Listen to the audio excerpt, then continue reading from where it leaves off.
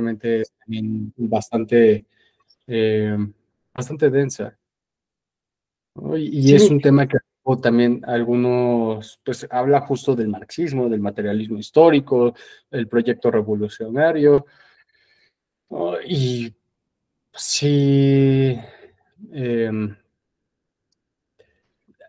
uno se tarda para llegar a esa segunda parte.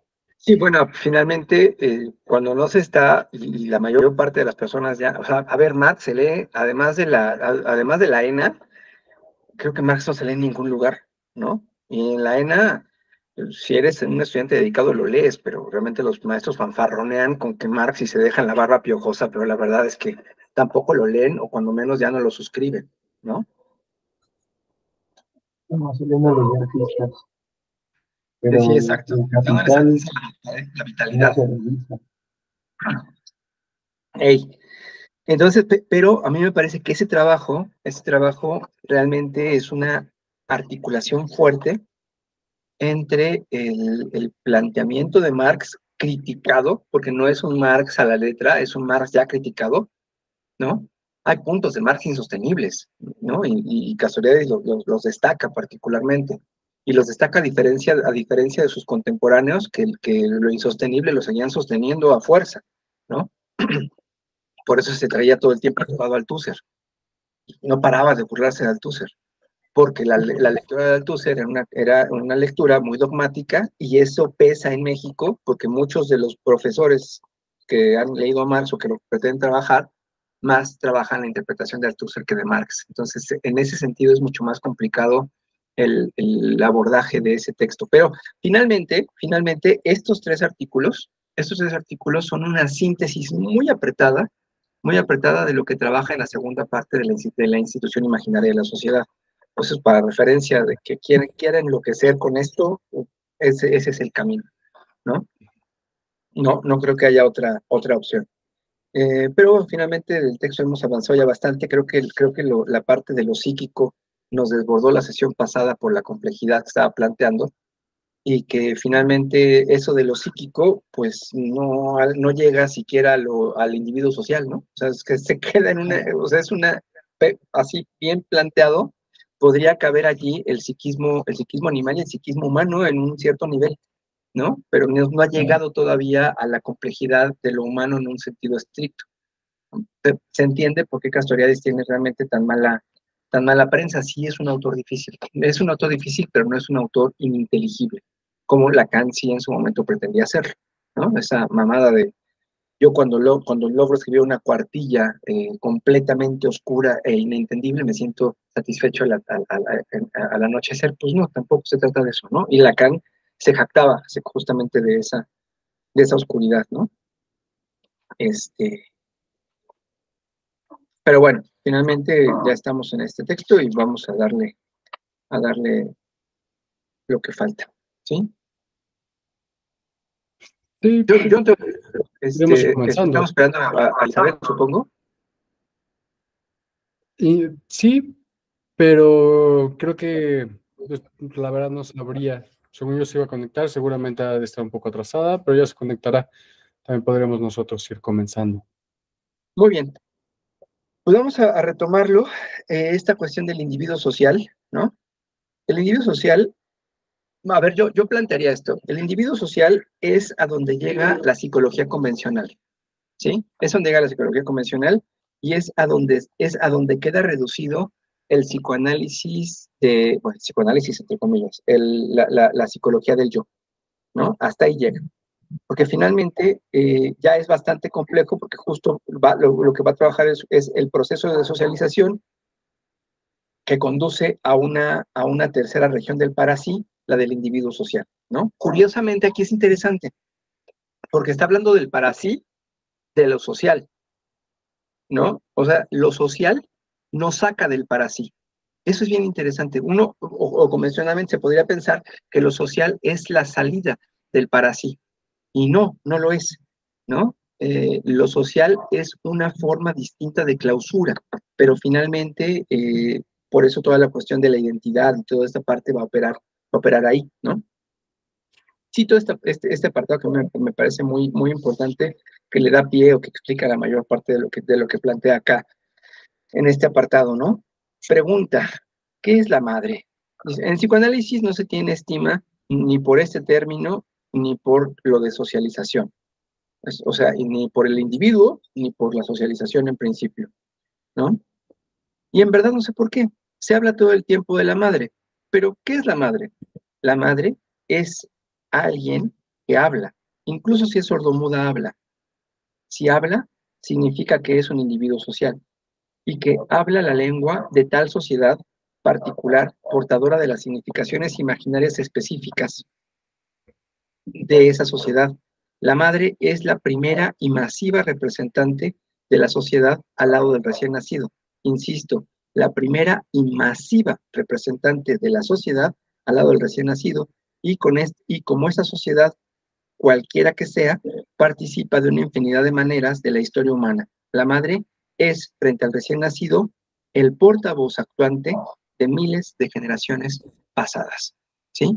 La madre es el individuo social que va a contener al cachorro y que en esa contención finalmente le va a brindar las coordenadas de su propia sociedad.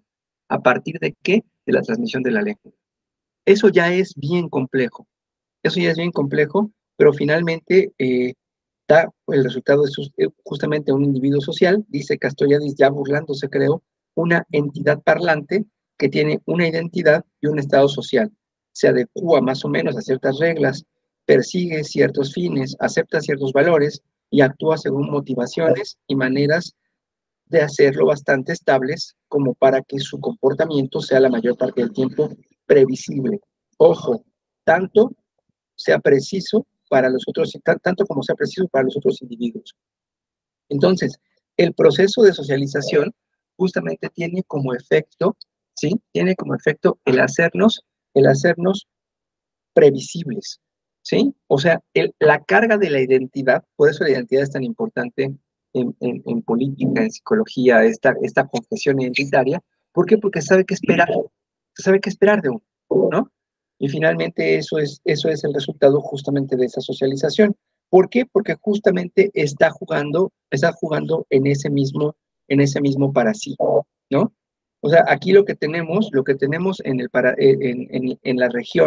la región del individuo social del para sí, es la identidad social, es la pertenencia al grupo, es la pertenencia a la clase, es la pertenencia a la lengua, ¿sí? Es suscribir las coordenadas que dan sentido a una sociedad. Ojo, dan sentido a una sociedad, no tendrían que dar sentido al individuo, ¿sí? Pero es imprescindible que el individuo se someta a esa clasificación, a esa identidad, para que finalmente sea predecible, ¿no? Haya predictibilidad y no salga de control. Finalmente, por eso habla en otro lugar, en este texto, Las figuras de lo pensable, ¿no? Habla de una institución con patas, ¿no? Dice, el individuo es una institución con patas. Así, o sea, a donde vas, llevas la institución. A donde vas, llevas tu apellido. A donde vas, llevas tu condición social. A donde vas, llevas tu clase social. A donde vas, llevas lo que crees que significa tu color de piel, etcétera. Todo eso finalmente opera desde esa misma lógica, ¿no? Y hasta ahí, alcanza para que un individuo funcione socialmente. Es más, si un individuo quisiera el éxito social, debería quedarse ahí. Así, no preguntarse nada más. ¿Sí? No preguntarse nada más. Que llegar al éxito social, ¿mencionas? Sí, a lo que la sociedad demanda, a lo que la sociedad espera, ¿no? Y entendiendo la sociedad en un sentido muy íntimo, ¿no? A lo que los padres esperan, a lo que los padres demandan, ¿no? ¿Cuántas veces justamente la ruptura con los padres opera justo cuando no se comparten las coordenadas de sentido que organizaron sus vidas, ¿no? Hasta ahí si se quiere paz, tranquilidad, éxito, dinero, etcétera, uno debería quedarse ahí, ¿no?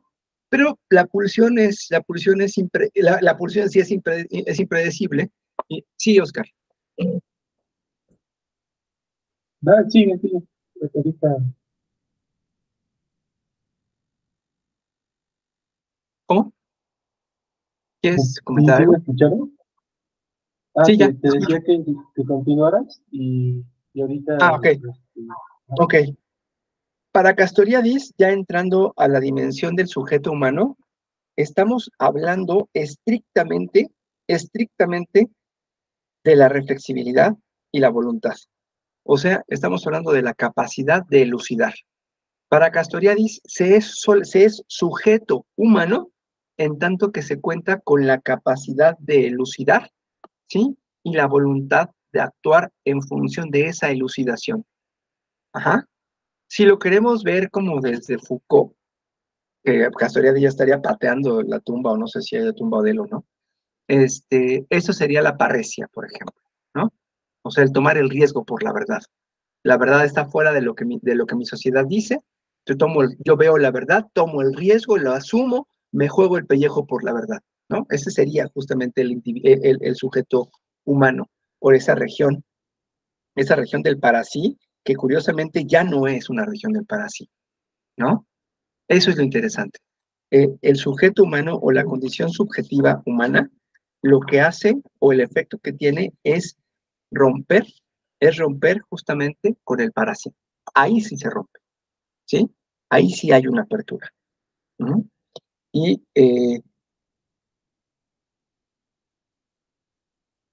sostiene, ¿no? Más adelante dice, eh, yo consciente, bueno, antes, en el campo psicoanalítico encontramos instancias que pueden reivindicar en su primera aproximación el título de sujeto, en el sentido enfocado más arriba.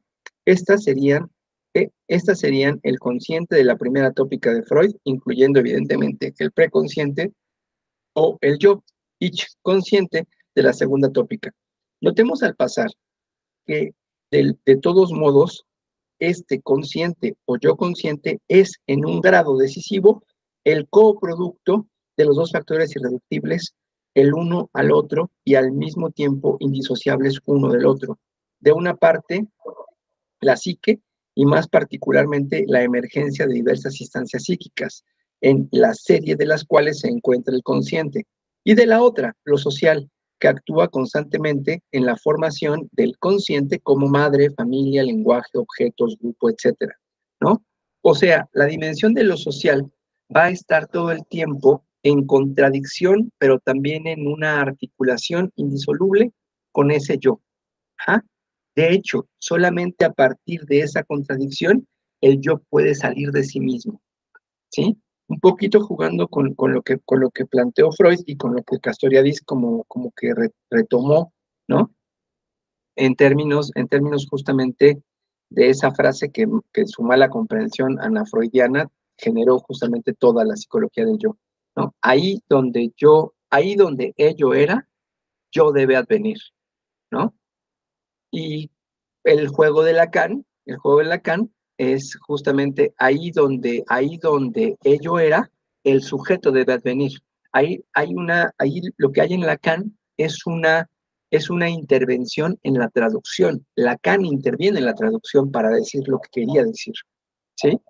En un sentido estricto, yo no sé francés, pero por lo que me han explicado eventualmente, la traducción, ese yo implicaría y, ¿no? El y, ahí donde ello era, y debe advenir, ¿no?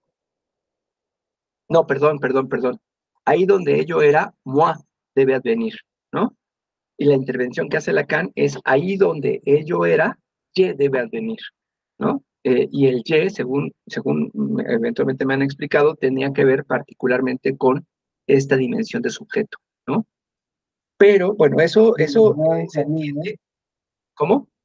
El moi es a mí, ¿no? Ajá, pero era la otra forma de traducción, o más bien, así estaba traducido como moi, ¿no? Y justamente la intervención que hace Lacan en la traducción que hace las obras de Freud al francés, que finalmente se convierten en canónicas, va a hacer referencia al y en ese sentido. Y ahí lo que se entiende es la bronca que Lacan traía con la psicología del yo, ¿no?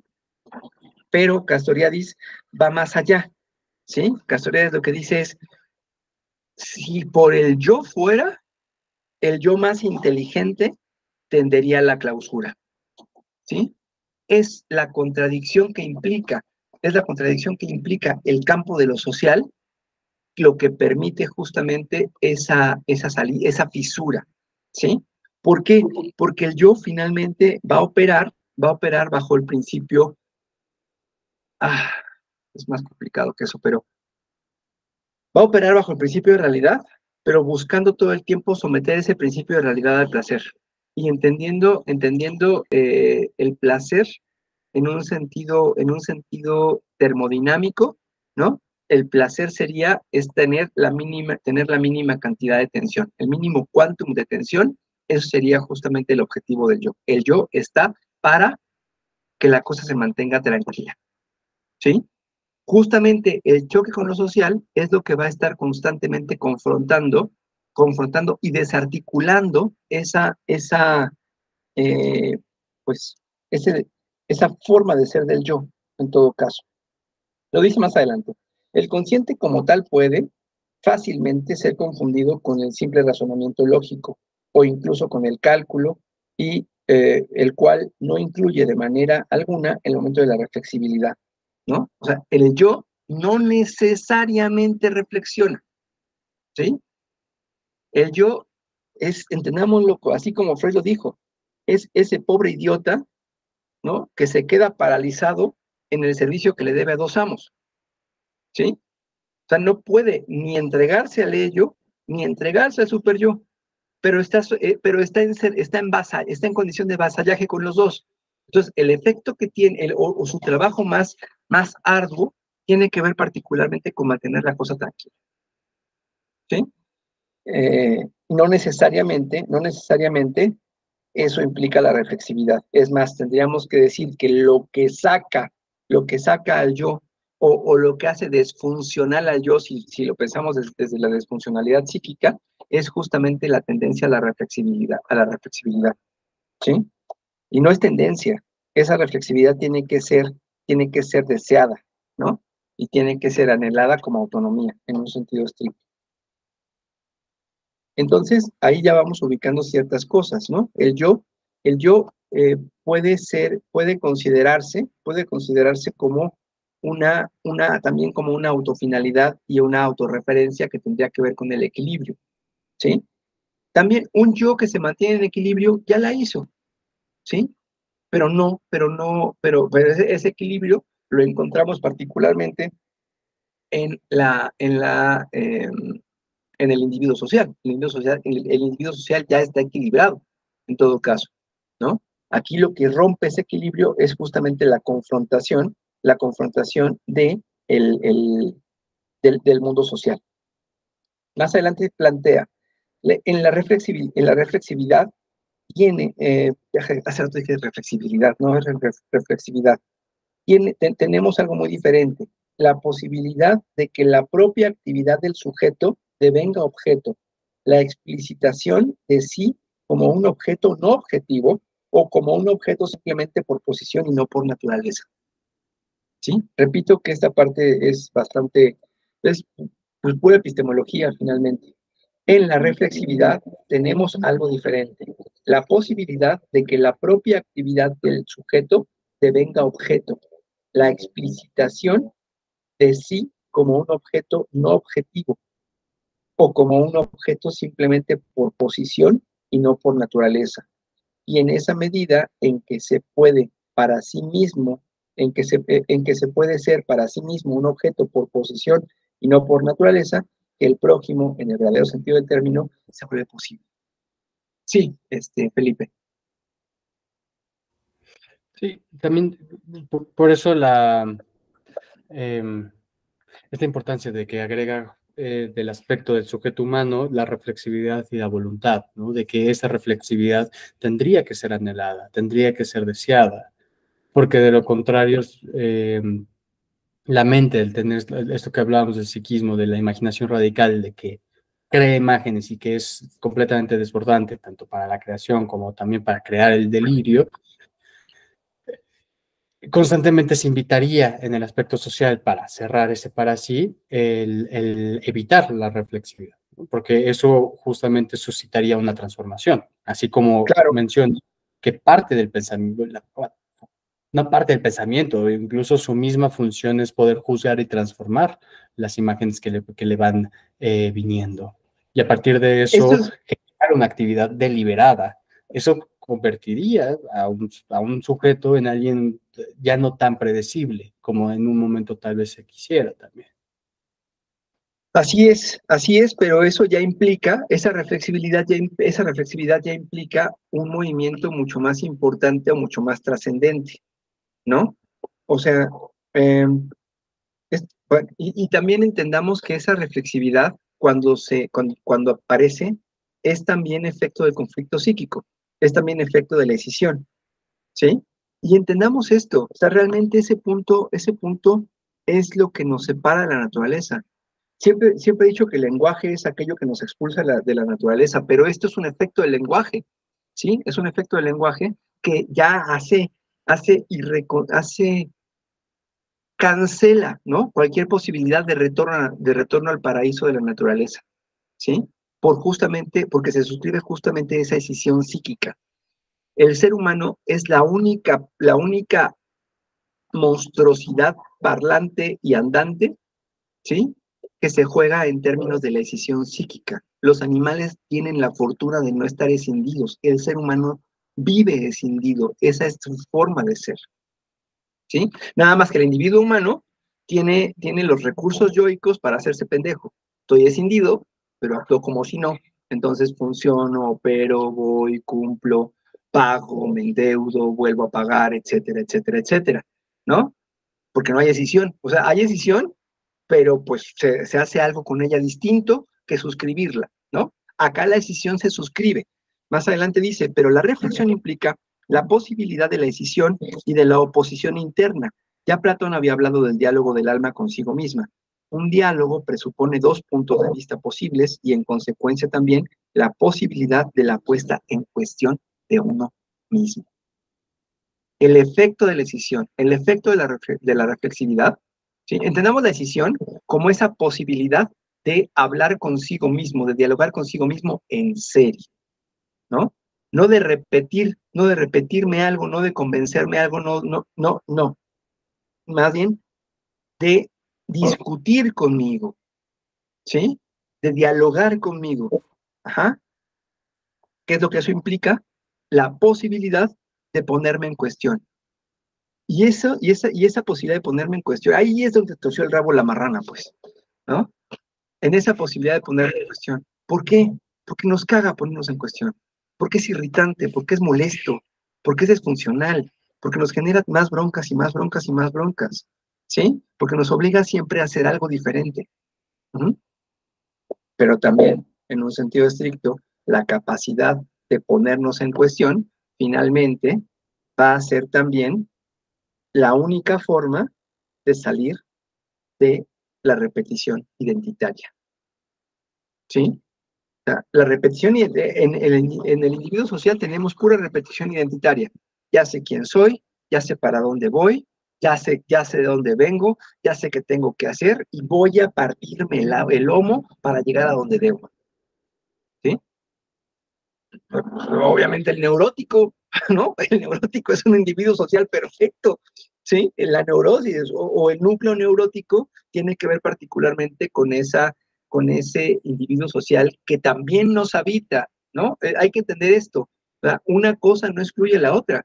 Uno puede ser reflexivo un rato y después ser un pendejo individuo social con cualquier otro.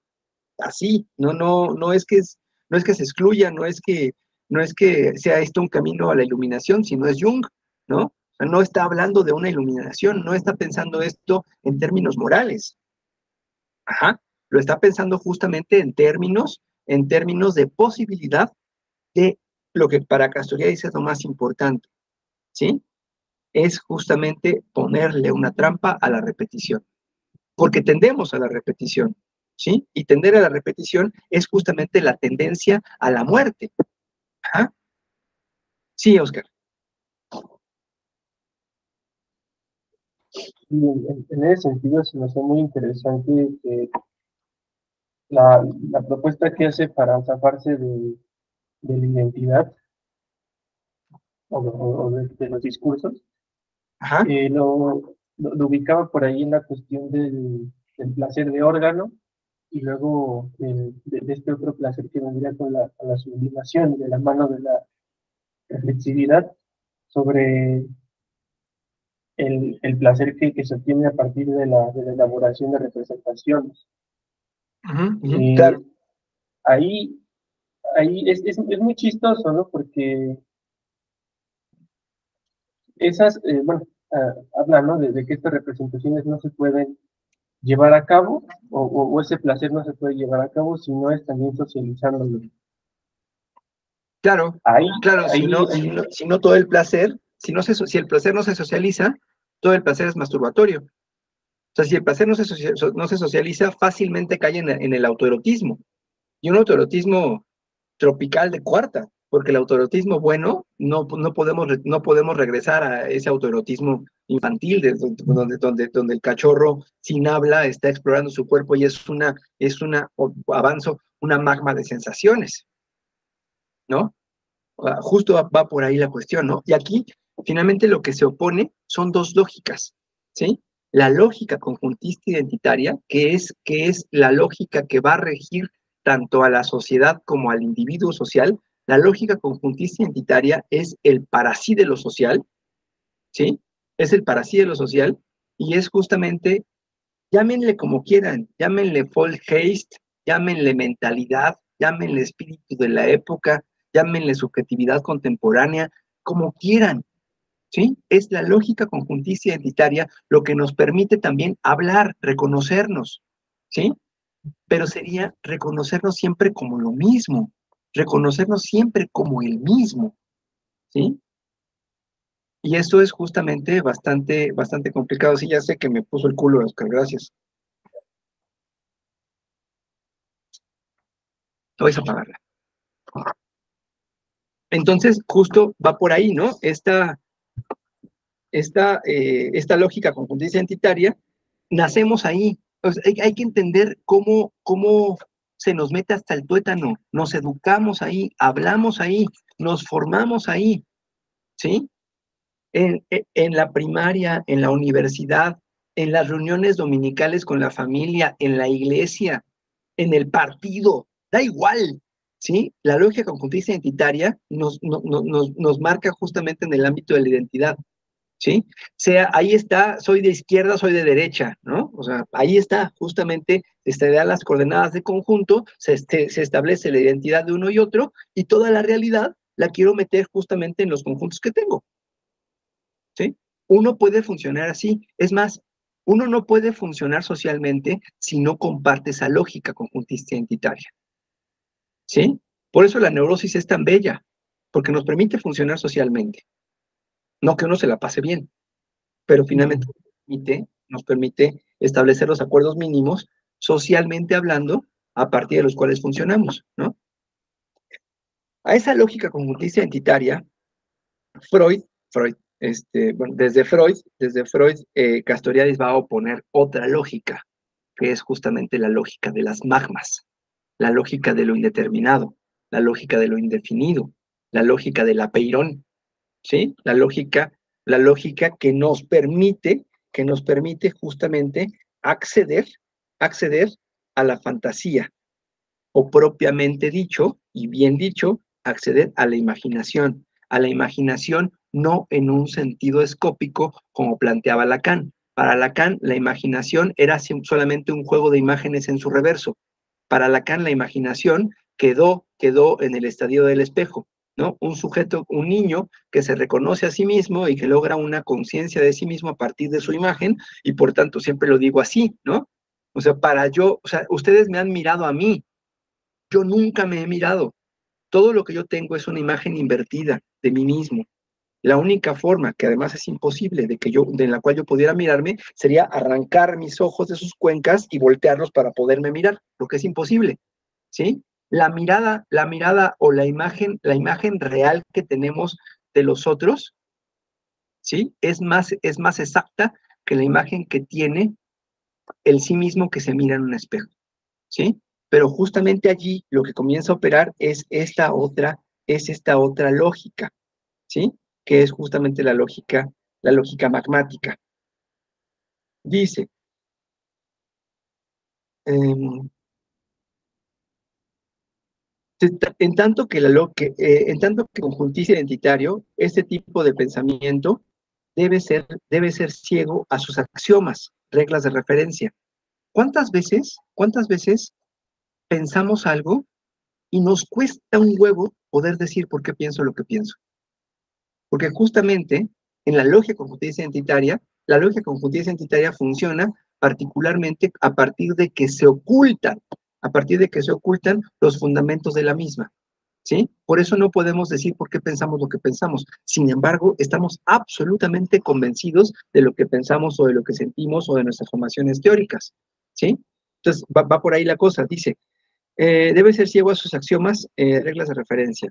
El simple consciente no es ciego, el simple consciente no es ciego a lo que hace, sino generalmente es más que ciego al por qué lo hace.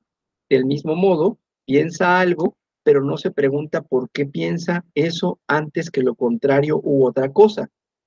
Ahora bien, tanto en la historia como en el psicoanálisis nos muestran que la posibilidad de esta interrogación, más allá de lo que autoriza cada vez el sistema instituido en su lugar, posibilidad que debemos postular como omnipresente en los seres humanos, no se realiza sino muy raramente, a través de diversas sociedades históricas, a través de los individuos en nuestra propia sociedad. Es por una creación histórica que esta posibilidad se transforma en realidad efectiva.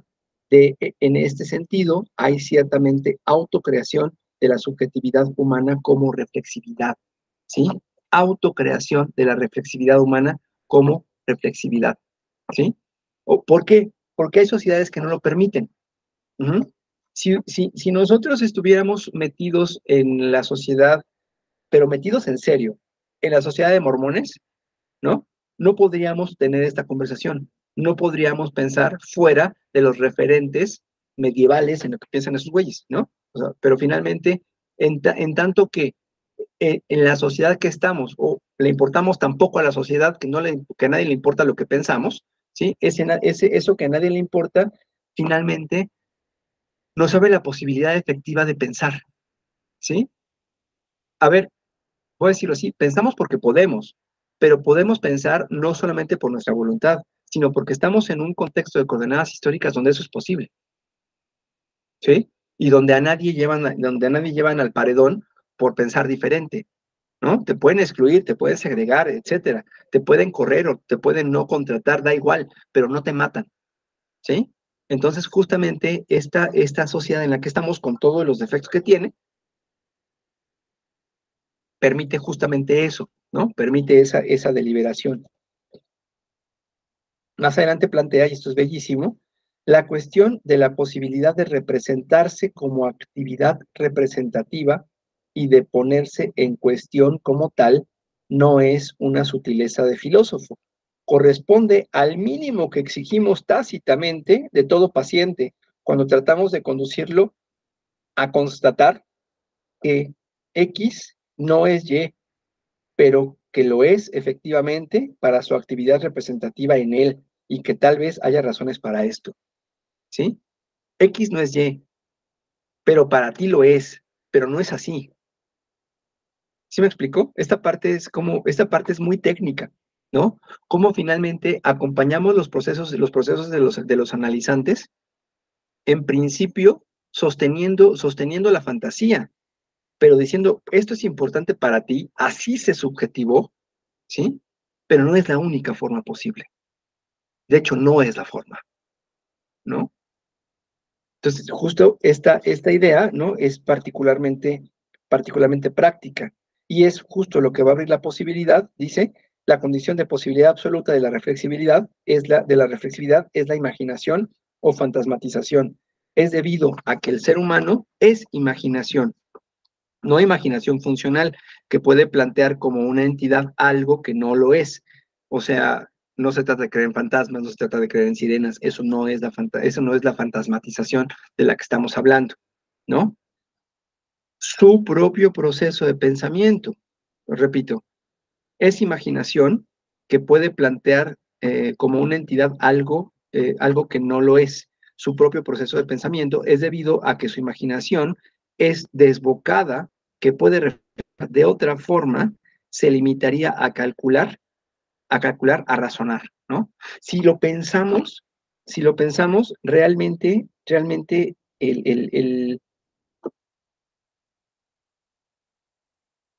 el sueño, el trabajo del sueño, se entiende de esta manera, ¿sí? Esa es la fantasmatización, ¿sí? Donde justamente no alcanza el cálculo, pero aún en el cálculo, ¿sí? Más bien, aún en el sueño, el cálculo puede imponerse. Por ejemplo, ayer tuve un sueño muy curioso. No voy a entrar en detalles, obviamente. Estaba en una playa, y perdí mi cámara fotográfica y perdí mi cartera en el sueño. Fue tal la angustia que comencé a experimentar, ¿sí?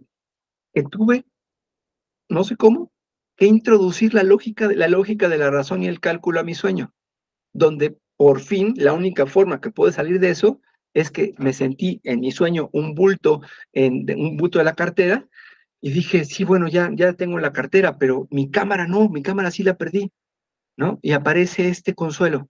Tranquilo, carnal, estás soñando, ¿no? La perdiste ahorita, pero no la has perdido realmente. Un poco esos procesos, ¿sí? Esa cuestión de la fantasía, de la fantasmatización, es justamente un efecto de la imaginación, pero la imaginación obviamente no entendida como algo, como una repetición de una imagen en su ausencia, o no entendida como algo que simplemente se articula mezclando un bestiario, ¿no? Eso hay que tenerlo claro. Por eso, él comienza a hablar en esta misma lógica de la actividad deliberada y la voluntad. Más adelante dice, ya hay una actividad deliberada y voluntad desde el momento en que mi atención se concentra de modo continuado y sistemático sobre un objeto de pensamiento. El objeto de la capacidad deliberada es obrar, o de la voluntad puede ser simplemente un estado de representación, una orientación del flujo representativo. O sea, la deliberación, ¿sí? La actividad deliberada tiene que ver incluso con ponerle un límite al flujo representativo, porque si no, el flujo representativo no para, no para y justamente conduce al delirio.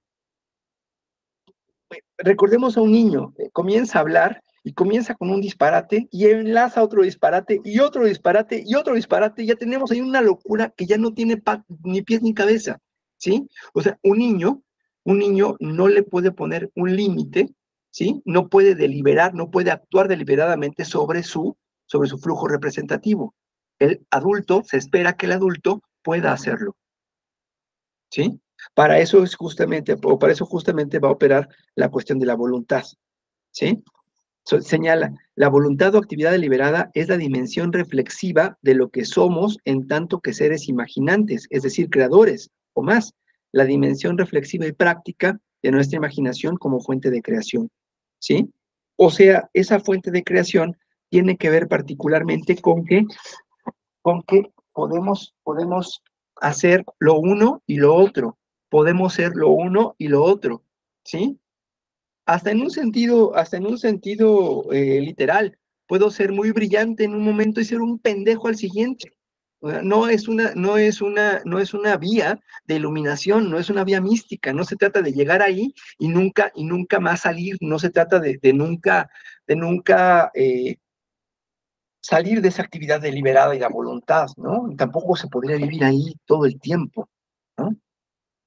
Entonces, creo que justamente es esa cuestión donde vamos a operar en términos de que esa condición imaginante nos permite justamente acceder a lo uno y a lo otro. Que eso es, sí, claro, la lógica del inconsciente, ¿sí? Cuando se plantea que en el inconsciente no existe el no, o no va a operar la lógica del tercero excluido. Uno no puede ser y no ser al mismo tiempo. Uno no puede estar en un lugar y estar en otro al mismo tiempo. El principio de la lógica es justamente de la lógica conjuntista identitaria es justamente esa negación, ¿sí? Es justamente esa negación. Pero acá lo que va a operar es justamente esa otra posibilidad que surge justamente cuando esa negación, ¿no? Esa negación no opera, ¿no? O hacemos que esa negación sea no operante. Esto es, la identidad me dice, yo soy esto y no puedo ser otra cosa. Ajá. La lógica, esa es una lógica conjuntista identitaria y tiene que ver con el tercero excluido. No puedo ser y no ser al mismo tiempo. Lo que está planteando acá es que la capacidad de la imaginación o la posibilidad creadora de la imaginación es cancelar esa negación lógica que se cancela casi automáticamente en un sueño, ¿no? Donde justamente se juega esto. Puedo ser esto y lo otro al mismo tiempo, ¿sí? Ahí está justamente la cuestión de la imaginación. Por eso los sueños son una cosa tan importante en todo caso, ¿no? Dice, hay que poder imaginar algo distinto a lo que está para poder querer. Y hay que querer algo distinto a lo que está para liberar la imaginación. ¿Qué es justamente? Aquí está justamente el conflicto psíquico. Y aquí está justamente el conflicto entre el yo y lo social, ¿sí? El yo tiene que estar inconforme. Repito, hay que poder imaginar algo distinto a lo que está para poder querer. Y hay que querer algo distinto a lo que está para liberar la imaginación. La práctica analítica, lo mismo que la experiencia común, lo muestra constantemente.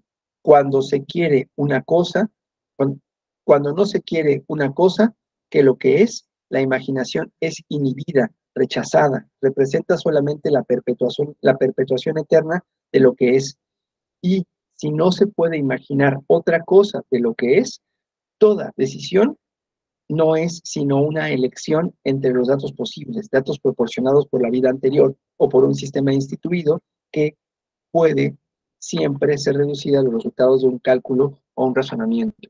O sea, no hay decisión cuando solamente tengo la posibilidad de elegir entre lo que está, ¿no? Entre ser rico y ser pobre, por ejemplo. ¿Sí? Ahí no hay ninguna decisión. ¿Sí?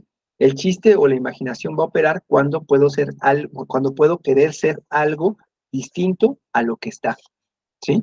Y ahí es justamente a partir del conflicto psíquico que se va a ir liberando esta condición imaginante, ¿no? Y ahí, espérame. Sí, Oscar. Sí, disculpa, te interrumpo, pero es que esa parte me hizo de una potencialidad bastante grande porque creo que en esta cuestión de poder imaginar algo que no está, de entrada suena bien complicado, sin embargo, creo que ese es el punto de partida para que se creen, o más bien, esa es la parte de las condiciones de posibilidad para el desarrollo de otra epistemología.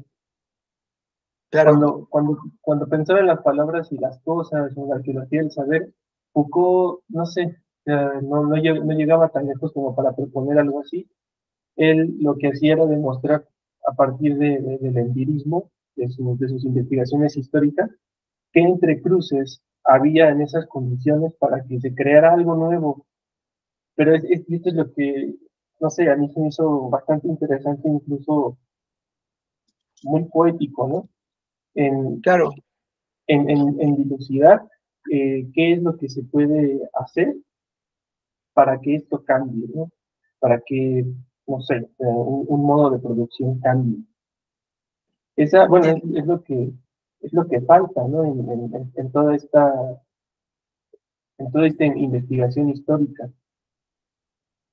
Claro. El único lugar, no sé, porque está así, creo que nadie puede decir que ha leído todo Foucault, pero el único lugar de todo lo que he leído de Foucault donde me he encontrado un Foucault que se acerca a esta posición es en el pensamiento del afuera, ¿no? Pero el afuera sería justamente esta capacidad imaginante. Y el afuera Foucault lo marca casi como una excepción. Y para Castoriadis, esa dimensión imaginante es justamente el proyecto. Hacia allá va el análisis. El análisis tendría su fin en términos de objeto, en términos de objetivo, cuando finalmente eso se logra, ¿no? Sí, Felipe. Sí, yo tengo una duda un poco más corta, justo en este aspecto de esta cuestión de Foucault y de Lacan. En momentos me suena que se quedan un poco más en el aspecto del individuo social. Y Sí, la propuesta de que amplía eh, el texto es ya cuando se mete al apartado del sujeto humano, que ya es una propuesta de Castoriadis, que claro. además se corresponde un poco tanto con Foucault como con Lacan en ese individuo social. Sí, esta parte yo me atrevería a decir que es completamente original a Castoriadis. No que no haya influencias, obviamente, ¿no? No que no haya influencias, pero esta parte es completamente original, ¿no? Y esto particularmente es lo que generalmente no se habla o a donde no se llega en Castoriadis, ¿sí? Justo va a ir operando una serie de cuestiones allí, ¿no? Pero, ¿por qué? ¿Por qué queda como relegado esta propuesta que justo como comenta ahorita Oscar, tiene una potencia impresionante? De hecho, justo ese último apartado me pareció muy bello, el de hay que imaginar algo distinto a lo que está para poder querer, y hay que querer algo distinto a lo que está para liberar la imaginación. Es hermoso. ¿Por qué queda por Sí, así eliminado? O yo, no eliminado, apartado. yo creo que tiene que ver, bueno, no tengo una respuesta para eso, pero mi impresión es que, pues por las características de la personalidad del sujeto Castoriadis, ¿no? Era muy mamón.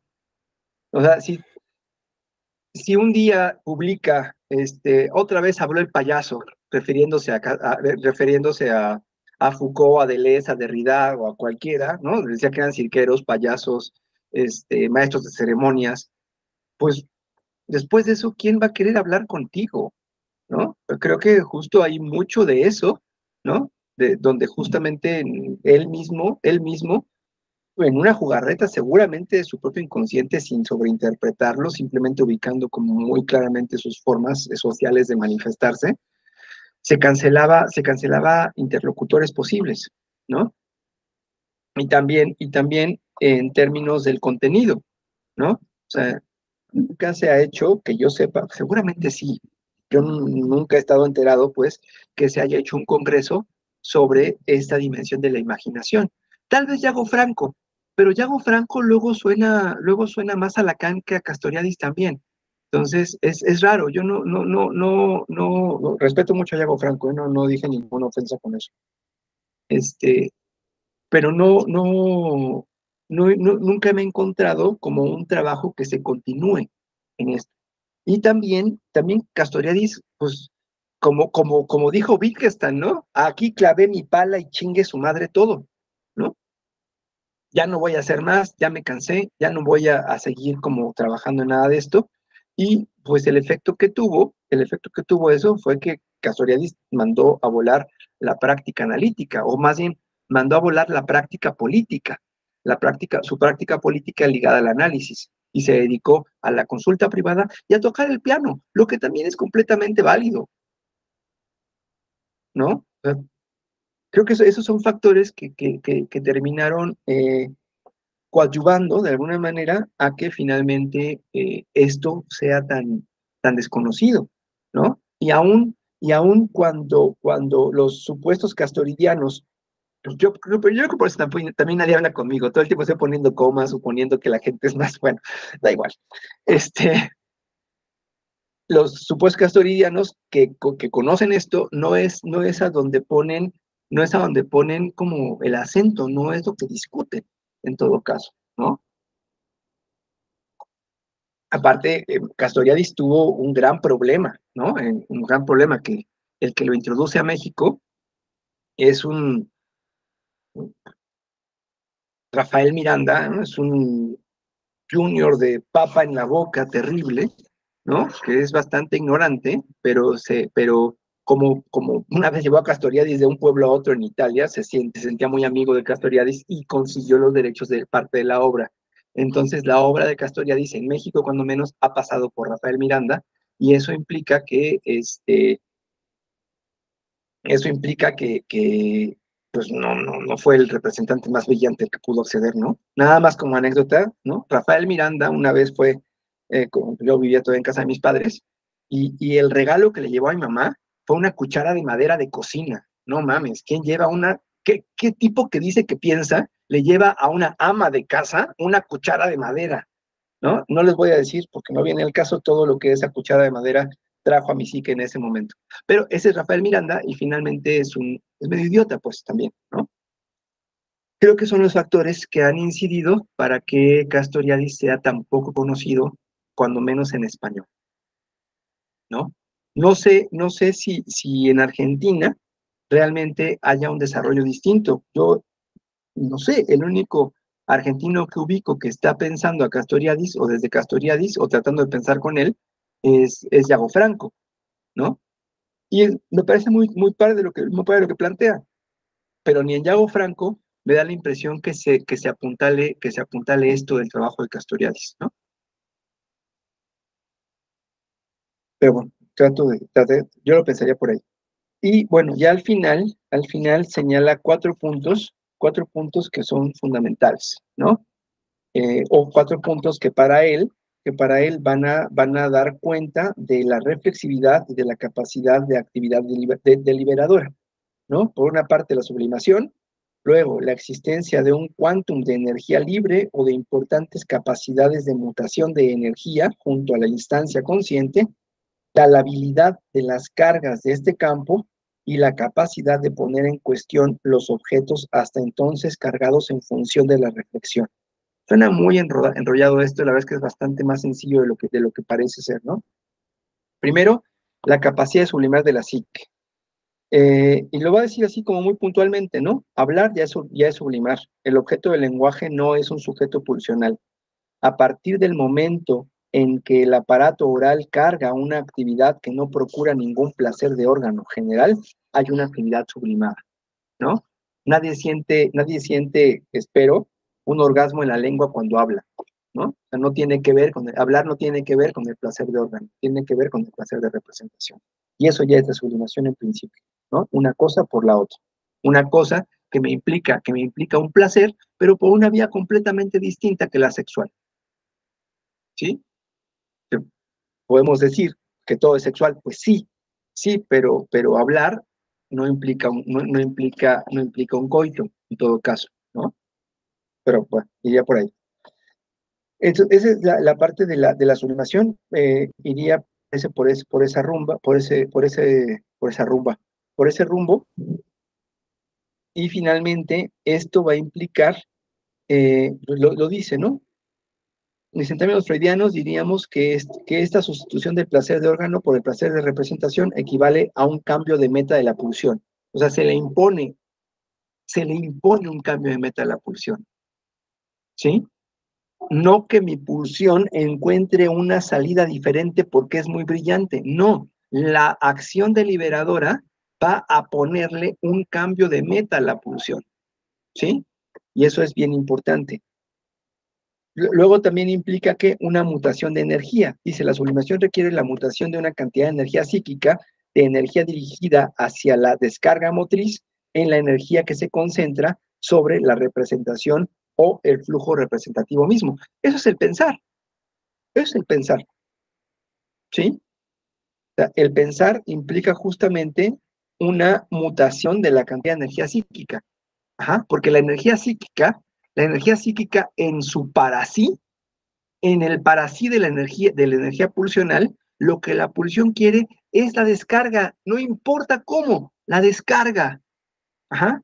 Entonces, justo se trata de intervenir en sí mismo a partir de esa deliberación para que la pulsión, no sea solamente una descarga directa, una descarga física, sino que seamos capaces justamente de dar todo un rodeo Y ese rodeo pasa por la fantasmatización, particularmente cuando lo que se catetiza es la representación o el flujo representativo. Que así sin más, es lo que estamos haciendo ahorita, ¿no? Podríamos estar haciendo cualquier otra cosa, pero estamos aquí. Y lo que estamos haciendo es justamente una mutación de una cantidad importante de energía psíquica que no estamos destinando a la descarga directa, ¿sí? Entonces, eso, creo que eso ya va acercándonos a los puntos importantes de lo que Castoriadis va a plantear, ¿no? Lo otro importante, lo otro importante es justamente la existencia de una cantidad de energía libre o de importantes capacidades de mutación de esa energía junto a la instancia inconsciente. O sea, si yo no soy capaz de hacerme mínimamente con mi neurosis, ¿sí? No voy a poder llevar a cabo ese trabajo de sublimación. ¿Por qué? Porque la neurosis lo que hace es drenar toda la energía psíquica que tengo disponible. La neurosis, mantener la estructura neurótica es justamente mantenernos en un límite de agotamiento de la energía psíquica, ¿sí? Una vez que los, nudos, que los núcleos neuróticos se aflojan, cuando menos, hay un flujo posible de esa energía, ¿sí? Pensemos, por ejemplo, cuando un paciente llega con una bronca, ¿no? Y se pasa un mes hablando de lo mismo, ¿sí? Eventualmente eso se mueve. Y cuando se mueve, comienzan a pasar cosas mucho más interesantes. Comienza a hablar de otras cosas, se da cuenta que tiene más problemas, se da cuenta que tiene más intereses, etcétera, etcétera, etcétera. ¿Sí? Pero en la medida que justamente el núcleo neurótico, cuando menos, se afloja, ¿no? Entonces son y para Castoriadis, para allí va justamente el análisis, ¿no? Para lograr aflojar esos núcleos neuróticos o nudos neuróticos para posibilitar un quantum de energía para hacer otra cosa que lo mismo, ¿sí?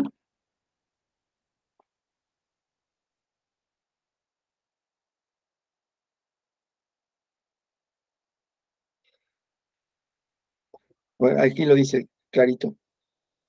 Dice, estoy en la página 145, si lo van siguiendo. Cada vez que el aparato psíquico hace algo distinto a cuidar su homeostasis, hay descalificación y recalificación de energía, y que este proceso juega un papel fundamental en la historia y la constitución del ser humano, y va a la par de la emergencia de nuevos objetos, ¿sí? Se requiere de esa energía libre, se requiere de esa resolución mínima que permita un flujo pulsional o que esa pulsión pueda, digamos, encauzarse como energía psíquica hacia otras representaciones, hacia otros objetos. Lo dice con relación al niño, ¿no? Eh, Dice, por ejemplo, el niño carga su aparato genital en lugar del ano, las heces. Esto debería, sin embargo, sorprendernos y hacernos reflexionar cuando la psique carga nuevos objetos que son invisibles.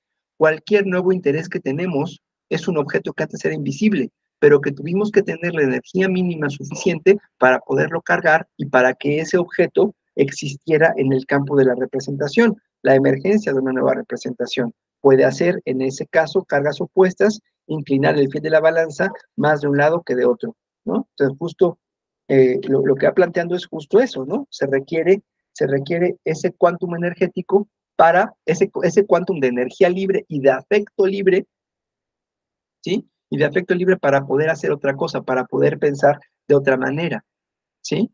Cuando nos enfrentamos justamente a la condición del neurótico, es que toda su energía la gasta en mantener su identidad, ¿sí?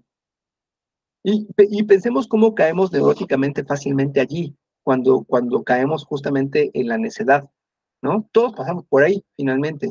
No nos gusta movernos del lugar, en todo caso, ¿no? La necedad es una forma de gastar un montón de energía para que todo permanezca exactamente igual, ¿sí? Sí, Felipe. Sí, se podría llegar a mencionar un poco que en sí o sea, a partir justo de lo que también hablábamos, creo que en en el encuentro pasado, en que cuál es el objetivo de un psicoanálisis, de esta autotransformación, esta autoalteridad deliberada, se podría aterrizar que esto pudiera ser como el por qué se comienza un psicoanálisis, como una cierta demanda de a qué va, que tal vez inicialmente el analizante y el paciente la desconocen, sí, pero que llega por esto, llega justamente a poder deshacerse de esa identidad. Yo creo que bueno, no sé, ¿no? O sea, cuando se inicia el proceso psicoanalítico, creo que no se puede hablar de un patrón universal en relación a cuándo inicia un proceso o qué es lo que lo detona. Pero creo que lo que lo detona en general es un mantenimiento de la homeostasis, ¿no? Lo dice, una vez que el aparato psíquico deja de gastar toda su energía en mantener ese equilibrio, algo nuevo surge. Justo, o sea, la idea inicial cuando llegan analizantes pues, o pacientes, pues llegan individuos sociales, llegan cosas psíquicas, llegan incluso el parasí de lo biológico, ¿no? O sea, yo eso sí ya no lo recibo, o les hago un gesto que ya no regresan, pero bueno, da igual. Finalmente llegan para mantener su parasí, ¿no?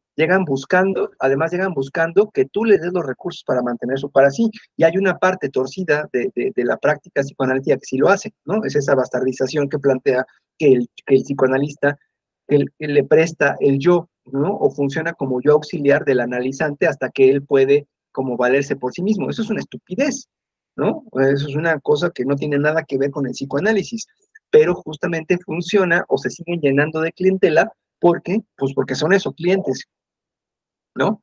Yo creo que hay varios pasajes en el ámbito del advenimiento, a ver, no del advenimiento del analista, del advenimiento del analizante, ¿sí? Primero tenemos quién sabe qué cosa, ajá, que está buscando mantener su parasí, que está buscando mantener su homeostasis, etcétera, etcétera, etcétera. Muchos pacientes, cuando llegan a ese punto de que ya la libré, ya estoy equilibrado, etcétera, van y se van a partir la madre, luego regresan 5 meses después, justito como habían llegado la primera vez, ¿no? Porque operan de esa manera. Solamente llegan, se equilibran y se van, ¿no? Es un tipo de paciente, que no es el analizante, en todo caso. Con esas personas, en todo caso, se puede hacer psicoterapia ya, ¿no? No, justo creo que también es excepcional la emergencia del analizante, ¿no? Una vez hay un tipo de paciente que deja de ser paciente cuando justamente al tener esa carga de energía libidinal y de afecto libre, ¿no? Puede catequizar un objeto diferente, puede darse cuenta de que tiene algo más que lo que pensaba. Se abre una posibilidad deseante que antes no existía, ¿no? Hay que entender que cuando llega un paciente, lo que quiere es mantenerse igual.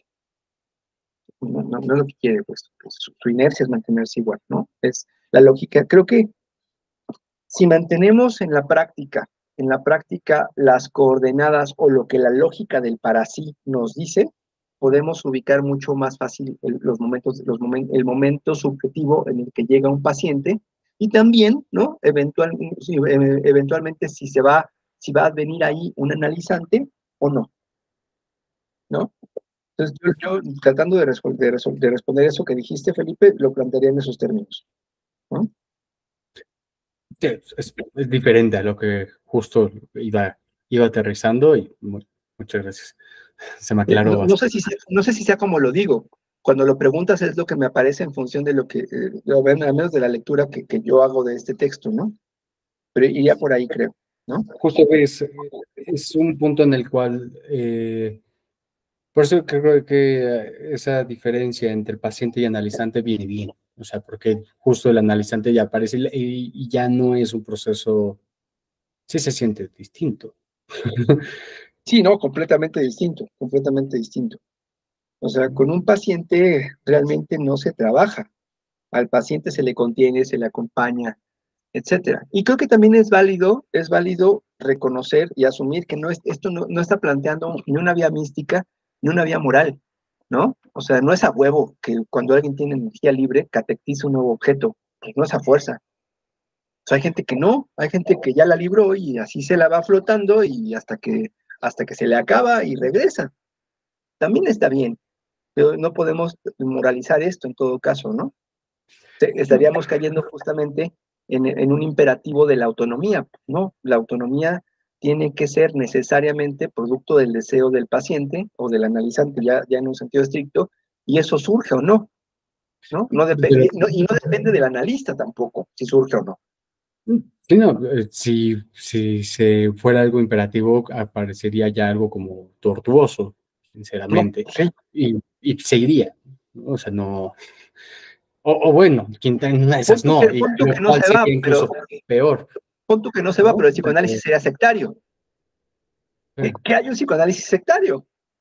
La ECOL, ¿no? Sí. No sé, o sea, sí hay psicoanálisis sectarios, ¿no? Sí. Lo que el ultimísimo Lacan quiso decir realmente cuando dijo que, no, pero es que no ese es el ultimísimo, hay un ultimísimo, ultra ultimísimo Lacan que realmente son pura mamada. O sea, realmente eso eh, eh, es, es una suscripción de distintas formas de heteronomía disfrazadas de erudición, pero esa erudición es completamente antianalítica en sentido amplio, ¿no?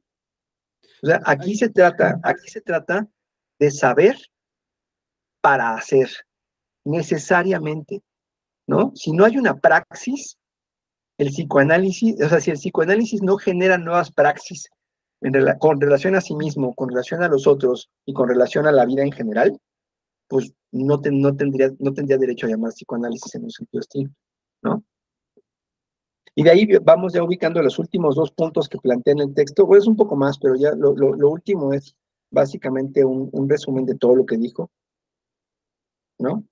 Pero estos dos últimos puntos, el punto 3 sería el establecimiento de una reflexividad y de una capacidad de actividad deliberada requiere de un tercer lugar una importante y relativa labilidad de las cargas. Esta labilidad no debe confundirse con una fluidez cualquiera ni con lo que Freud llamaba vicariedad del objeto de la pulsión. Es simplemente lo contrario a la rigidez, que es justamente recuperar la noción de pulsión, ¿no? El objeto de la pulsión es lábil, ¿sí? El objeto de la pulsión es mutante, es cambiante, y eso es justamente lo que nos permite justamente la imaginación, y la imaginación radical además, ¿no? Esa rigidez, se señala ahora bien, esta rigidez de las cargas sublimadas es característica de casi la totalidad de las sociedades humanas, y puede decirse que es la mejor caracterización desde el punto de vista de su heteronomía, ¿no? O sea, la heteronomía es rígida, ¿sí? La heteronomía es rígida, es esa ley que viene de afuera, esa ley que viene de Dios, que viene del partido, que viene de la verdad como una entidad aparte, etcétera. Eso es como una dimensión no humana o metahumana. No humana, metahumana más bien. Sí, Felipe. Sí, también sería justo el aspecto que haría posible la transferencia en un análisis. Sí, la labilidad del objeto. O sea, la transferencia tiene que ver con poner una carga que estaba aquí, ponerla acá, que es el acá es justamente el lugar del analista, ¿no? Esa labilidad, la transferencia es efecto de esa labilidad, ¿no? Si no existiera esa labilidad, o sea, tampoco es que el analista tenga que seducir, ¿no? O sea, no tiene que ver con que, porque hay analistas pendejos o pseudoanalistas que seducen, ¿sí? Que seducen para provocar la transferencia. Eso es una mamada, eso es más bien algo más cercano al abuso, ¿no? Son un tanto No voy a perversos. mencionar, no voy a mencionar nombres porque hay muchos y tenemos poco tiempo. Pero finalmente no tiene, a ver, es muy ingenuo pensar que la transferencia se va a activar en función de mis virtudes como analista. Eso es una estupidez, ¿no? No se trata, ningún analista, ningún sujeto tiene la virtud tal como para que la energía fluya directo hacia él como si fuera un mesías. Pues no, claro que no. El que exista la transferencia tiene que ver con la pulsión, no con la persona del analista. Tiene que ver con que la pulsión es lábil, con que esa energía pulsional está atascada en un lugar, las imagos parentales, y que cuando cursa el análisis, ¿no? Esa energía se transfiere de una cuenta a otra, así, ¿no? Pero no tiene que ver con las virtudes, ni con la personalidad, ni con el carisma del analista. Pues no. O sea, realmente, como siempre lo digo, si le quitamos al otro lo que le pusimos en términos de nuestra libido, pierde absolutamente el shining y todos terminamos siendo simples sapos, ¿no? Fuera de... Sí, Felipe. Sí, es que justo ahorita con esto que mencionabas, me acordé de una vez de un comentario que escuché que el analista tenía que cuidar mucho su imagen porque eran individuos proyectables, que no de introyectables, que era que el analista era un ejemplo de un individuo introyectable que el analizante pudiera utilizar pues para su beneficio. La verdad me perdí, ya lo escuché hace un tiempo, pero esa era un poco la idea, No, ¿no? si eso fuera así, imagínate, pobres de mis analizantes, menuda cosa, ¿no? O sea, pues sí. Yo creo que tiene sus ventajas reconocerse uno como el sapo que es, y eso no, y te curas de caer como en juegos de seducción en ese sentido.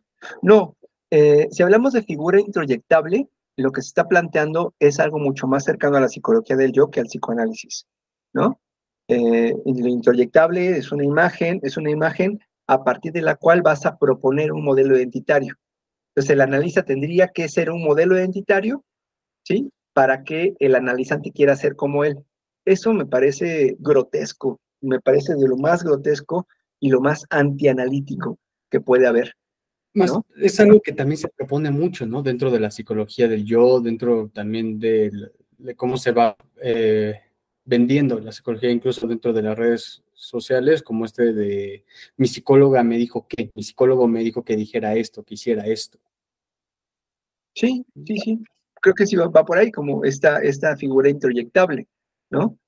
El punto acá es no caer en el juego. O sea, en qué momento alguien puede ser tan vanidoso, tan arrogante, para considerarse a sí mismo una figura introyectable para el otro? Está cabrón. Eso me parece más arrogante que cualquier práctica, ¿no?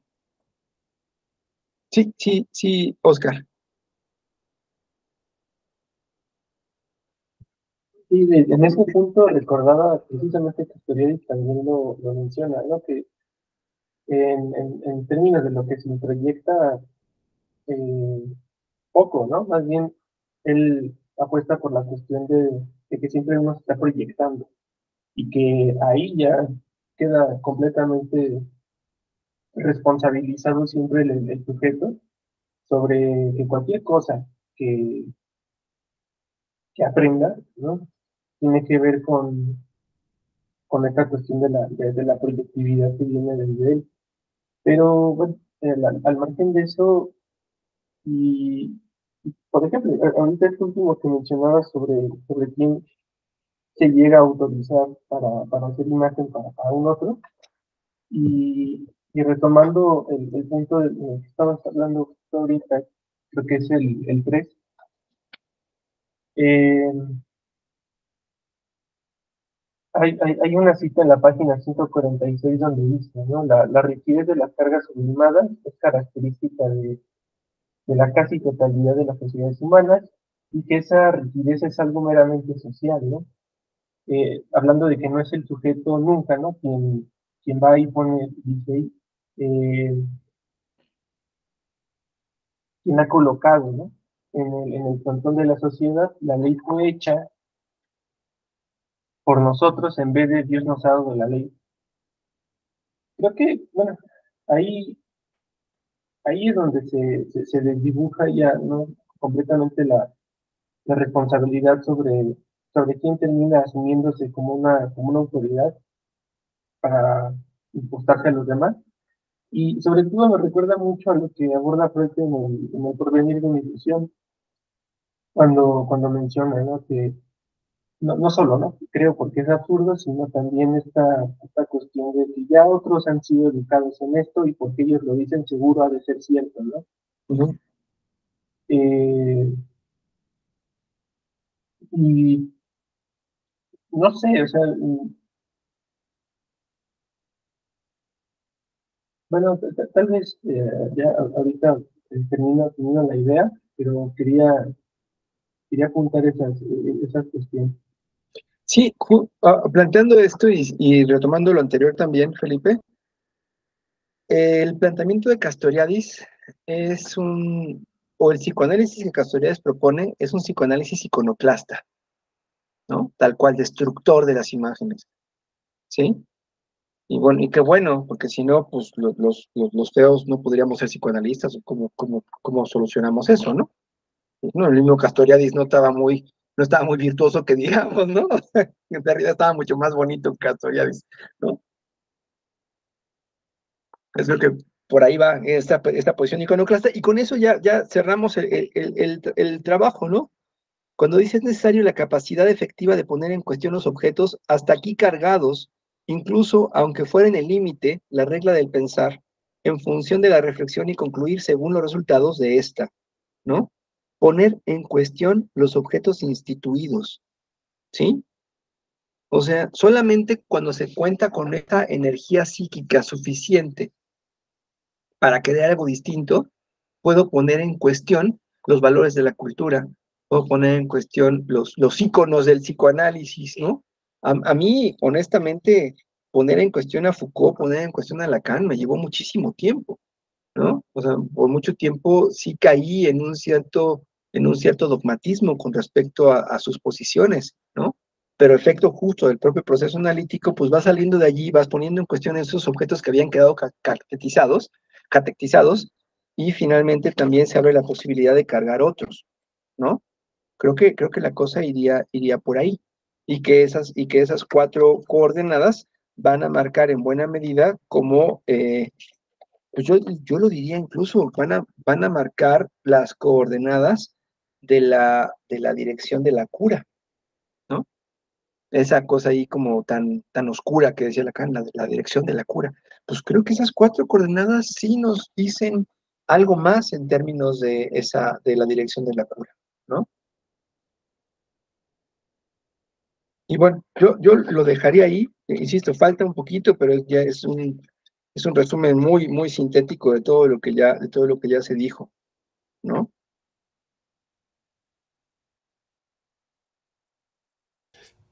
Sí, Creo que eso. aunque No, suelta no un quedó par de más. de, aunque justo en esa parte que suelta un par de cuestiones que me parecen también increíbles, como esa cuestión del creador de elecciones, ¿no? La llama que se aviva al alimentarse de sí misma, ¿no? Y este aspecto de la autonomía, de poner en cuestión el orden, ¿no? Como deliberadamente salirse del orden. Creo que es Ujú. algo increíble que justo lo subrayan, ¿no? En esas últimas páginas. Pues lo que A mí dice, me ¿no? queda, Está hablando justamente de la virtualidad del ser humano, ¿no? Ciertamente no es una fatalidad. O sea, todo esto que dice es una virtualidad, es virtualmente posible, pero no estamos ni determinados por nada como para llegar allá, ¿no? Sino, pues, esta cuestión de la autonomía como algo que se desea, ¿no? Y la Y con, autonomía, creo, lleva a una posición iconoclasta. No significa que uno no admire cosas de los demás o que no haya grandes analistas que dan una conferencia y uno se queda boquiabierto. Pues no, no, pero que lo haya no se tendría que traducir en que eso que dice, o peor, la persona que lo dice, sea el faro de mi sentido, ¿no? Eso es ser iconoclasta. No andar de los huevos, pues. a mí me quedaba una duda sobre la cuestión de la imaginación. Hace rato decías que no tenía que ver o reducirse con lo que Lacan abordaba en el estadio del espejo, ¿no? Y ahí precisamente recordando lo que lo que Lacan hablaba sobre las imágenes que podían ser acústicas, escópicas, táctiles, ¿no? Todo aquello que pudiera representar eh, una, una intervención sensorial en el sujeto. No sé si todo esto está incluido, ¿no? Precisamente en esta cuestión de la representación. No, creo que justamente ahí Castoriadis se distancia muchísimo de Lacan, justamente en términos de la imaginación. Para Lacan, pensemos, para Lacan no hay diferencia entre la imaginación y lo imaginario, ¿sí? Y lo imaginario va a ser justamente lo que dé sentido identitario al yo, ¿sí? Va a decir, el yo es el cúmulo de identificaciones. Y esas identificaciones son imaginarias o son fantasmáticas. Ahí llega Lacan, por más que es cópico y táctil y todo esto, sí, seguramente sí, ¿no? Pero hasta ahí llega. Para Castoriadis, la representación no es solamente, no niega lo imaginario de Lacan, pero lo que dice es eso que dice Lacan que es imaginario, no es imaginación y muchísimo menos es imaginación radical. Lo que dice Lacan tiene que ver con las imágenes y a lo mucho tendrá que ver con la capacidad del sujeto o del individuo, como queramos verlo, para representar una imagen en su ausencia. Para Lacan, la imaginación queda allí en esa representación de una imagen en la ausencia del objeto, que es la representación clásica desde Kant, ¿no? Para Castoriadis, la representación es creación, ¿sí? Es producto de la lógica magmática, a la cual también hay que darle un cauce, porque si no, puro magma, y finalmente pues, termina todo en un delirio. ¿No? O sea, la representación, el flujo representativo y el placer de representación tienen que ver en Castoriadis con la imaginación radical, ¿sí? Y de ahí retomo lo que mencioné hace rato. Ahí donde ello era, yo debe advenir. Y Castoriadis dice, pero ahí donde yo advino, ello debe regresar también, de otra manera, ¿no? Y eso que regresa de otra manera es justamente toda la cuestión de la representación. Ya, De la entonces como es una producto de apuesta la diferente. imaginación. ¿Cómo, perdón? Es una propuesta diferente de lo que, no solo de lo que es, ¿no? La imaginación, sino de lo que se puede hacer incluso con la imaginación, Claro, que no se claro. detiene en lo meramente representante y generador de sentido, sino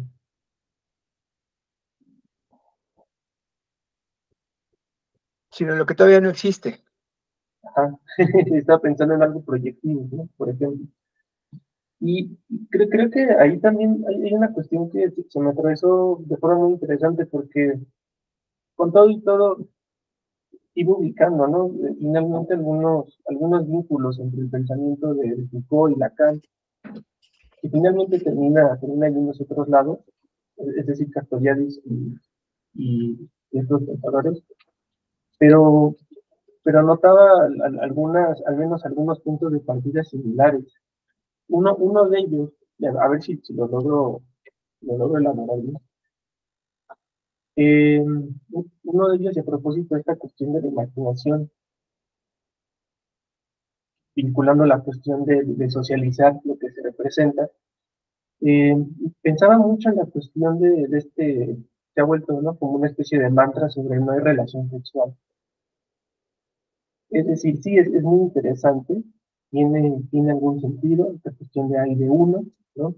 Y la imposibilidad ahí marcada de poder relacionarse en eso unario, ¿no? Pero creo que esos son los límites a los que llegaba Lacan, ¿no? Por ejemplo, es decir, sí, no hay posibilidad de relacionarse así con el otro, sin embargo, es como si de pronto esto implicara que ya se cancela cualquier posibilidad de encuentro, cualquier No, pero posibilidad eso es una de interpretación que hacen los lacanianos. ¿Quién sabe si Lacan quiso decir eso? No es lo que Lacan sí explicitó, es que no hay relación sexual. porque si la hubiera, se alcanzaría la completud del andrógino. Si hay relación, si hay vínculo, el efecto de la relación no es la completud. Lo único que está diciendo es eso. El problema es que desde Lacan, desde la dimensión de lo imaginario, se pretende romántico. Por eso Lacan lo que sí hace como nadie es desmontar el amor romántico. Lo hace pedazos al amor romántico, ¿sí? Pero justamente reconoce las coordenadas del amor romántico como dimensiones imaginarias, ¿sí? Pero ¿qué es lo más imaginario del amor romántico? Que a partir del otro me voy a completar. Esta cosa del alma gemela, esta cosa de la media naranja, todas esas patrañas, ¿no? Donde finalmente lo que se le hace es un encargo al otro, ¿no? Te amo, te encargo mi completud, complétame, hazme completamente feliz, quítame la falta. A eso se refería. No es que no haya, no es que no haya, no es que no haya relación sexual, no es que toda relación esté condenada al fracaso. Está condenada al fracaso si le haces el encargo de la completud. Pero si le quitas el encargo de la completud, por supuesto que hay posibilidad de relación, incluso relaciones no jodidas. Y claro, lo que pensaba era que no había relación sexual en los términos de la metafísica, en los términos de imperativo. ¿De qué, Sin perdón? embargo, en los términos de la metafísica y en los términos de ese imperativo. O siguiendo a Castoriadis en los términos de la identidad. Sin embargo, si hay, ¿no?, relación de lo que sea, eh, en algún punto en la experiencia, en el encuentro y en otros espacios que se puedan elaborar. Y bueno, más o menos esos eran las,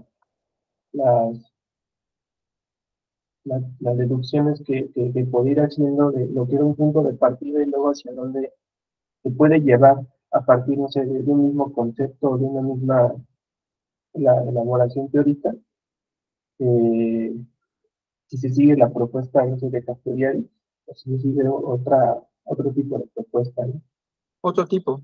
Sí, yo creo que también por eso, Felipe, por esto mismo que señalas, Oscar, por eso Castoriadis quedó muy relegado, ¿no? Porque pues Lacan sí se veía como un objeto intelectable, sí se vendía como ese faro del sentido de los psicoanalistas, si el carnal sí quería que toda Francia pasara por su diván, etcétera, ¿no? O sea, finalmente, en la coyuntura, dada la pompa lacaniana, ¿no? Dada los bombos, platillos y frases como esta, ¿no? No existe relación sexual, la mujer no existe, cosas que quedan ahí como oro de los tontos, ¿no? En términos de pura parcialización,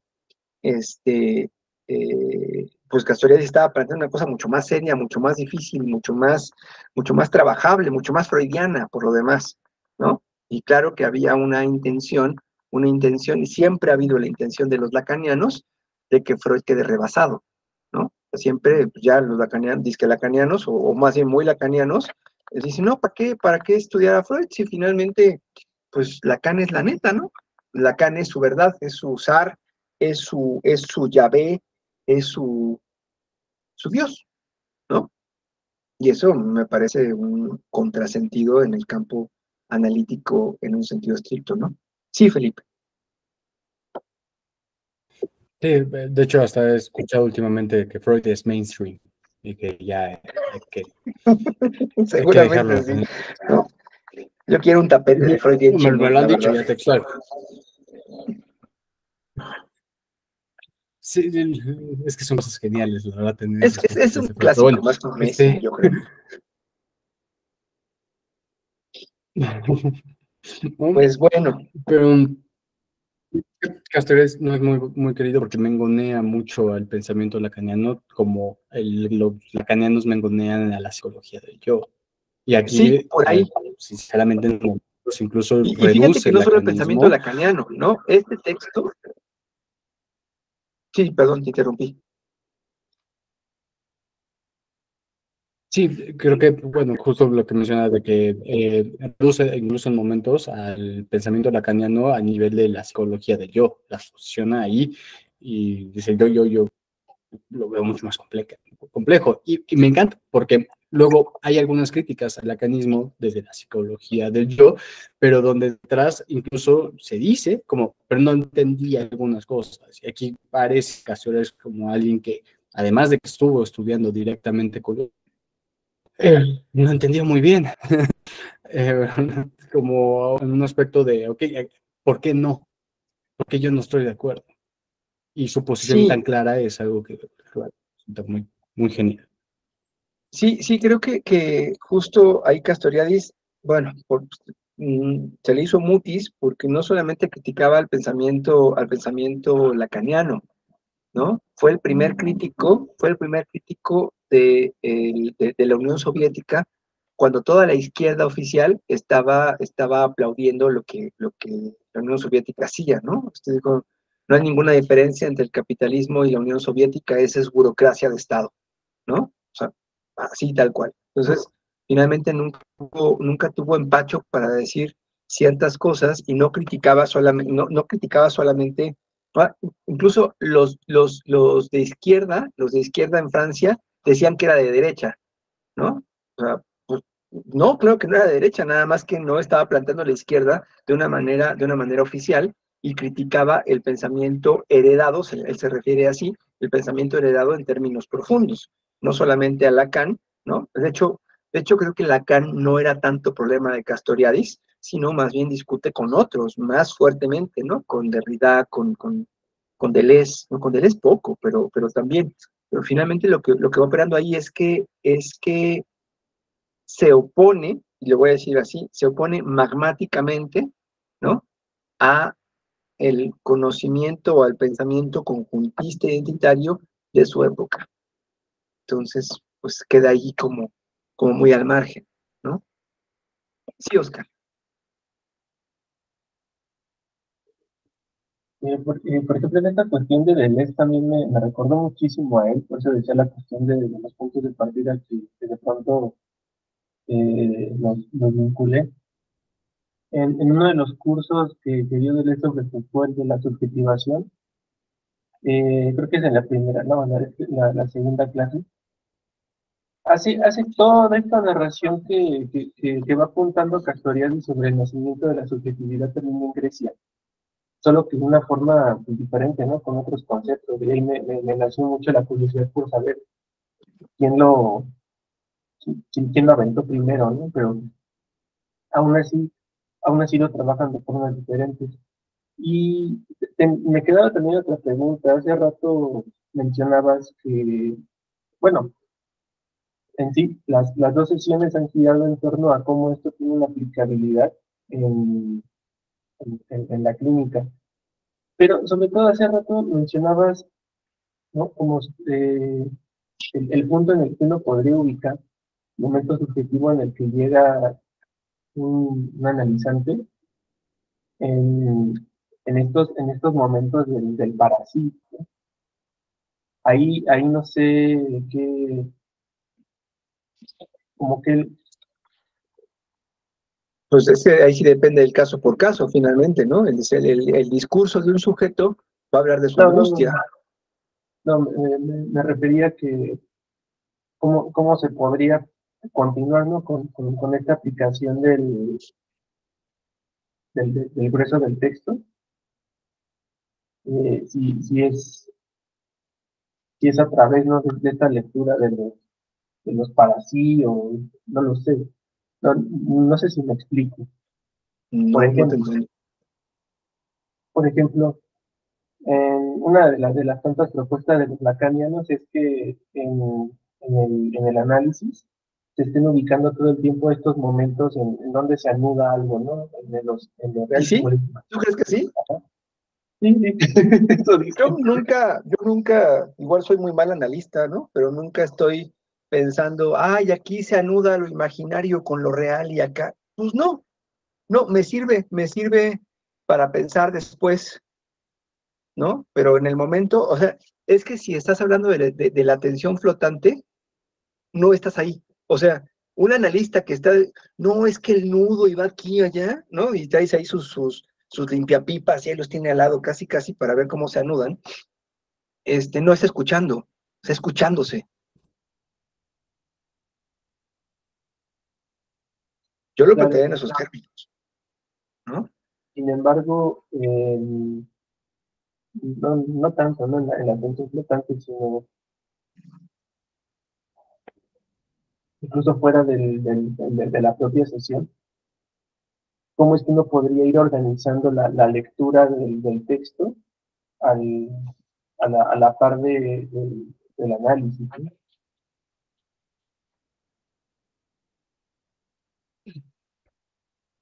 No entiendo mucho como lo que estás planteando. Sí, bueno, si se puede vincular de alguna forma el- los, los puntos del texto Yo creo que con... más bien, yo creo que más bien los puntos del texto tienen que ver con la constitución del analista como tal, ¿no? O sea, ya que esto te constituye, no tienes que estarlo pensando, es tu forma de operar, ¿no? Es como caminar. Ya que eso te constituye, no estás pensando voy a mover la pata derecha y luego la izquierda. Pues, derecha y izquierda, bueno, yo, mi lateralidad. No lo estás pensando, ¿no? Simplemente acontece, ¿no? Creo que sí estaríamos ya en un campo, ya en el campo propiamente de la formación del analista en un sentido estricto. Nada más que a mí lo que me preocupa es que esto que me parece, no digo que sea la verdad, ¿no? Pero que me parece muy valioso, muy potente, no forma parte, no forma parte de la formación del analista en ningún lado, cuando menos en México. Eso sí lo puedo decir. En ningún lado se habla de Castoriadis como para la formación del analista. Y creo que sí da coordenadas muy importantes, ¿no? A mí me ha servido muchísimo más que cantidad de cursos o cantidad de psicoanalistas expertos que he escuchado, ¿no? Ya entendí. Entonces, bueno, en todo caso, la duda, ¿no? Iba en torno a si esto se podía llegar a equiparar a lo que pues es una metodización, ¿no? Esto de leer con los nudos de Romeo, ¿no? Pero acá, y retomando lo que decías, creo que en todo caso iría, se puede decir, como una parte de la autoalteración de la formación del analista, ¿no? Sí, sí, una vez que esa autoalteración tiene lugar, las coordenadas de trabajo son distintas también, ¿no?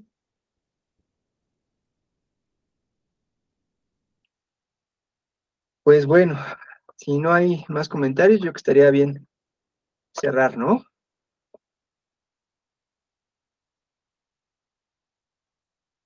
Sí, sí, totalmente de acuerdo. Vale, pues. Pues entonces nos quedamos para la siguiente. ¿Qué toca? ¿Quién va? Va lo de Zizek, ¿verdad? Yo estuve Ah, sí, qué bueno, ya llegó mi libro. proponiendo el de defensa del deber. Sí, sí, súper, Zizek. súper. ¿Les parece, les parece bien o quisieran algo un poco más clínico, psicoanalítico o este está Oh, bien? a mí me encanta Zizek. De hecho, Zizek, bueno, hay un autor, después podemos irlo viendo, este, no me acuerdo de su nombre, pero escribe la izquierda lacaniana y hace justamente un contrapunteo entre el Lacan de Zizek y Castoriadis. Es muy interesante.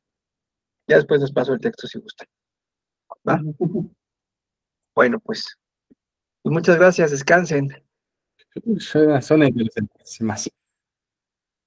Igual, buenas noches. Muchas gracias. Buenas noches. Bye.